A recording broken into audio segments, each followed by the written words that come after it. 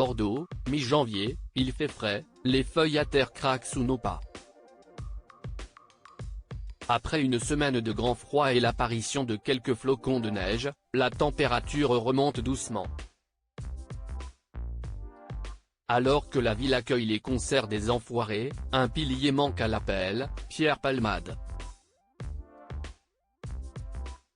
S'il est monté à 22 reprises sur scène avec ses camarades, cette fois, il n'y sera pas.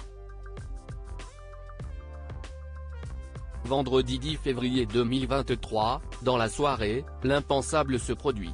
L'humoriste, sous l'emprise de cocaïne, cause un grave accident en Seine-et-Marne. 3 blessés, une femme a perdu son bébé, puis le début d'un tourbillon médiatique incroyable. Et pour y échapper, c'est dans le sud-ouest, auprès des siens, que Pierre Palmade trouve refuge, vendant au passage son corps de ferme de Célie en bière. L'été dernier, après un passage à l'hôpital pour combattre ses addictions, il emménage entre Bordeaux et Bègles, une adorable petite ville à l'allure de village où tous les commerces nécessaires pour vivre sont disponibles.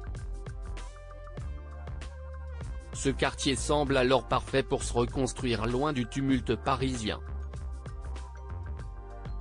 Dans la ville que l'on surnomme la Belle Endormie, l'humoriste reprend vie peu à peu mais avec une grande discrétion. C'est à l'abri des regards indiscrets qu'il organise désormais son quotidien dans une jolie échoppe au coquet petit jardin dont les grands arbres obstruent la vue.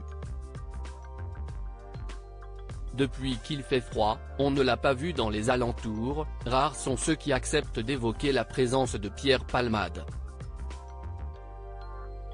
Si la plupart des personnes abordées feintent n'avoir jamais croisé l'ex-compère de Michel Larocque et Muriel Robin, d'autres sont bien plus loquaces. On le voyait de temps en temps faire des courses dans la rue. Il semblait aller bien, mais depuis qu'il fait froid, on ne l'a pas vu, nous glisse une commerçante. Et qu'une autre précise, on l'a aperçu quelquefois dans le quartier. Il avait l'air d'aller bien, du moins on n'a pas entendu qu'il allait mal. Les quelques riverains croisés évoquent tous sa grande discrétion. On sait qu'il habite là, mais on ne l'a pas vu depuis quelques mois, nous lance une femme d'une quarantaine d'années.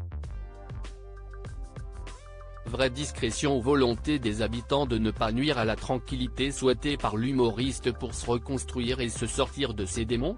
Crédit photo, Bestimage.